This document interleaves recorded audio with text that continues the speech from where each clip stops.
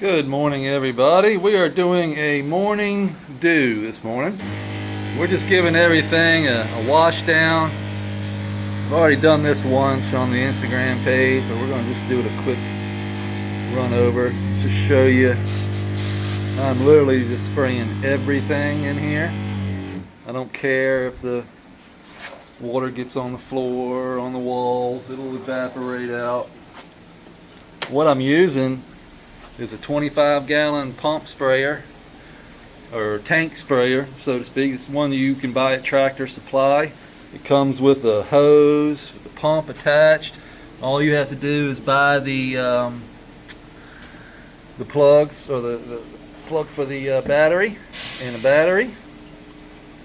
So if you go to Tractor Supply, or you can get them online, you can also get this plug that comes with the pump, but this plug here that you can plug in doesn't come with it, so you have to buy that separately. And then you have to actually, if you would need more hose, you have to add an extension, so you can buy that at the Tractor Supply too. Add the extension to your hose, and then you can go anywhere you want with it. And I like that just because it allows me to, I can get it all the way over in the corner if I want to. Check out the shrimp in the creek. Well, gone. He was there just a second ago, and now he's gone. Plants are looking really good.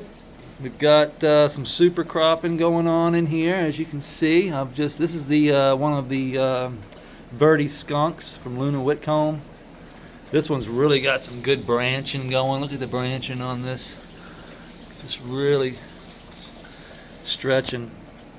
So what I've been doing is just kind of bending it over, pulling these branches out, twist a little bit and bend while I twist. I'm allowing these lower branches to get that light. So you see right here, what I do is I like to come up underneath here and grab right here in that strong point and kind of twist. You can go either way with it, doesn't matter, I don't think, but I like to go kind of clockwise with it, twist it that way, and then come up to the next one and twist the other way. So this one will go this way and then this one will go this way, and at the same time we'll be kind of bending over and twisting it, and that will help force this plant to grow that way and allowing all these lower sites to get that light. We're going to do the same here. Also, we're removing center leaves. Sometimes we'll even remove these inner leaves here. And as you can see, what this does is open up that light. And that's what I want. I want that light to get down in here. I don't want these leaves to be touching. You see that? So I'm just going to come in and pinch it off. It's going to open up that light hole. Spread these leaves out a little bit, those fingers, you can see. Take that one off. Now, like I said, you can see that we are just opening up that light pathway. And then we're going to start to, we can start to twist. See this one, I'll twist this way a little bit, and then twist that way a little bit, and then bend over. Voila. I'm only doing this to the ones that I need to, like this shorter one here doesn't really need to be bent over right now, but we do need to open up these light portals down in here, so we can just come down here and take off that leaf there, and that's gonna, or take off that finger I should say. It's gonna open up that light hole, and these fingers heal really fast.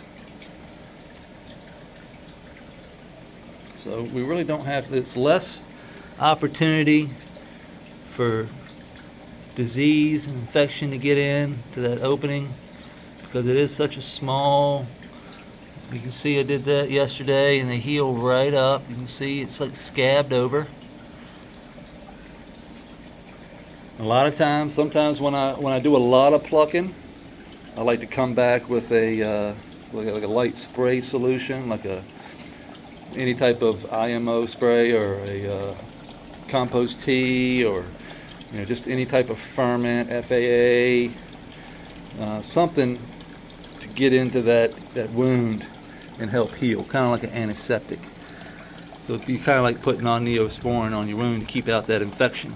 We want to put that good biology on that wound before the bad biology gets on there. So a lot of times when I do a lot of plucking in the afternoon, I'll just come right back over and spray with a, usually it's an FAA, a light dose of FAA in the mix in the sprayer. Just literally like a milliliter per 30 mils. I'll show you. So this is Lost Coast in here right now. We've been using that for the last couple of days. But if you see, you got ounces on here. We've also got milliliters on here. Can't see the milliliters. But we put basically for 11 ounces of water, I would put 2 milliliters of FAA. So literally like 2, very small. Look at this guy. He likes the FAA. That's a paper wasp. The eyes on that thing. You wouldn't want him if you were a mini-me. He would be dangerous. Oh, we got our IMO pile coming on back up to 10. We added just a little bit more of our IMO inputs. So I added a little FAA, a little bunch of different stuff, really. It's sticky.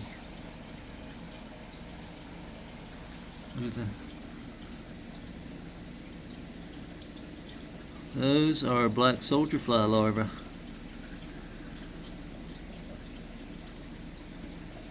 That's good soil right there.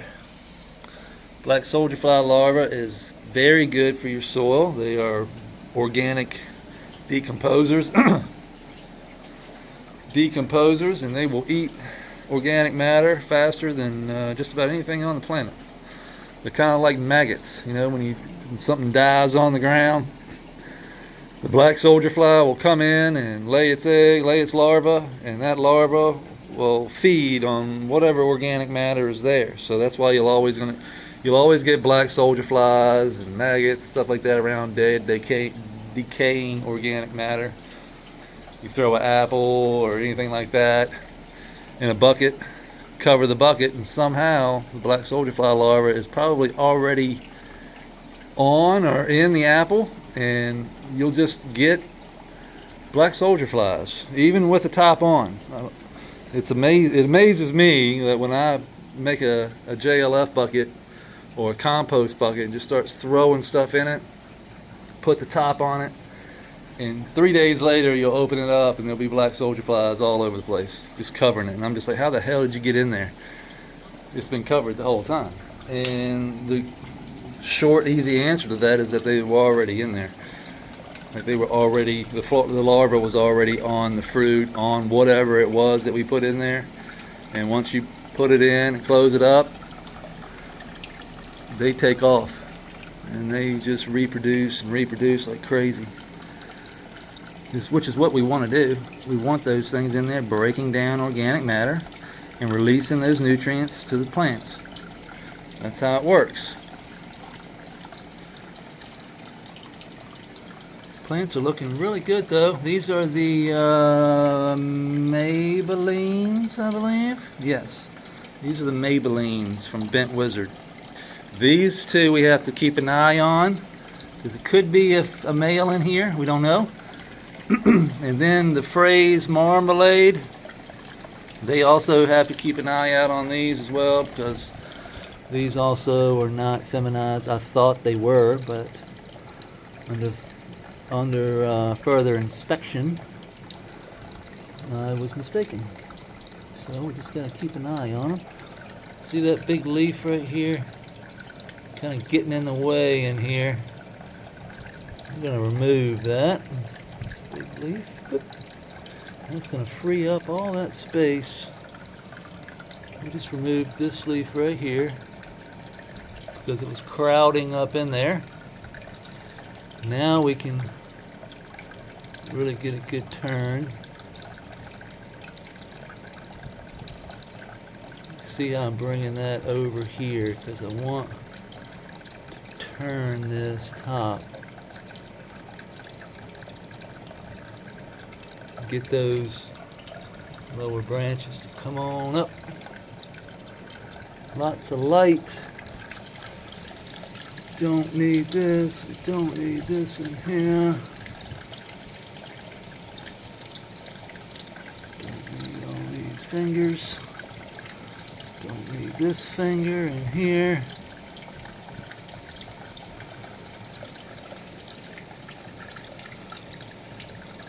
Spread these apart. Looks pretty good there. Now sometimes when we start taking these fingers it looks a little naked, and that's okay because these plants got a long time to go. They're going to stretch a lot. I'm in the stretch phase when we flip the flower.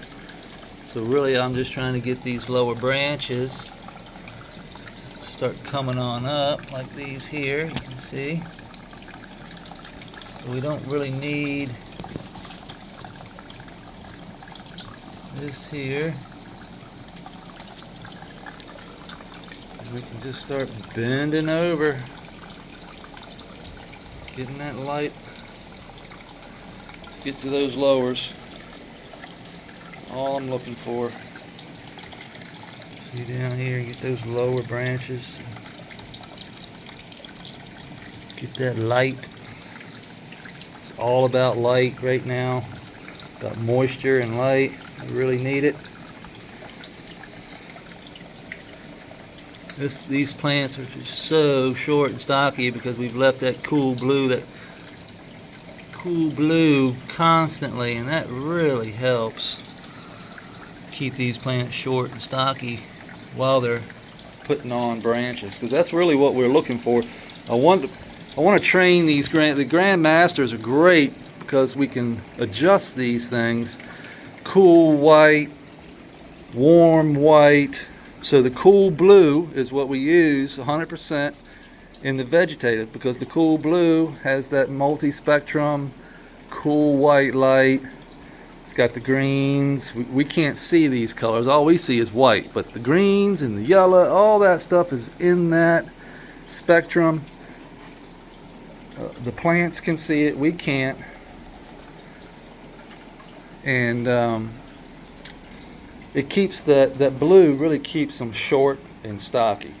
Now, if that big Kush over there, the tallest plant we got, if we were running that warm red, if we were running cool white with the warm white and a little bit of the far red, that plant would be probably twice as big right now.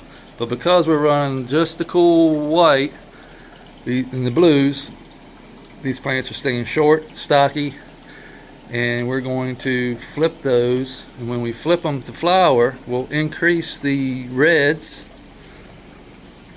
and these plants will take off.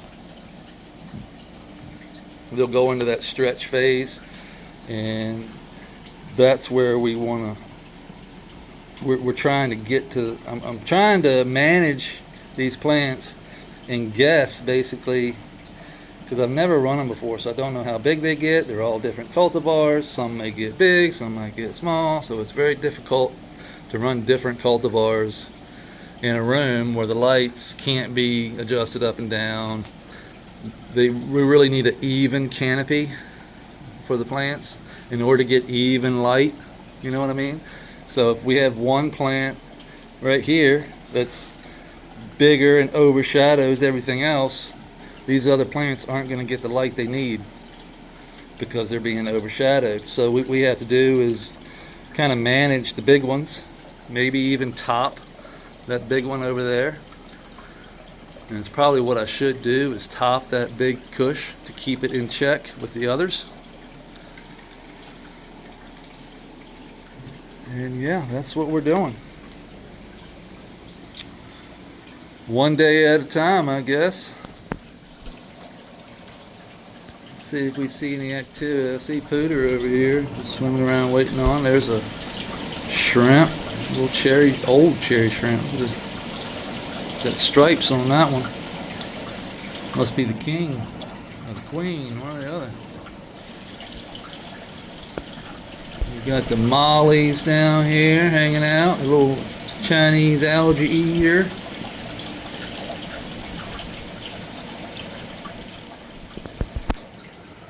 And look at the turtles. Look at this Scooter and Cooter. What's up, guys? Y'all waiting? Patiently? Looking for a nugget. So I see 5 mollies. Looks like we've got 5 mollies. We've got 1, 2, 3, 4, 5. We bought 7, I believe. I think we lost 2.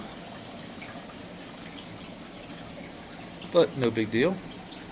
5 is all we need. They say between 4 and 5 is good to go with the mollies. They will reproduce like crazy.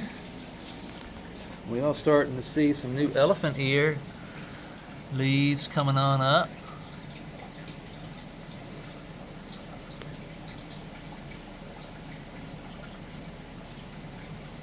Pretty cool.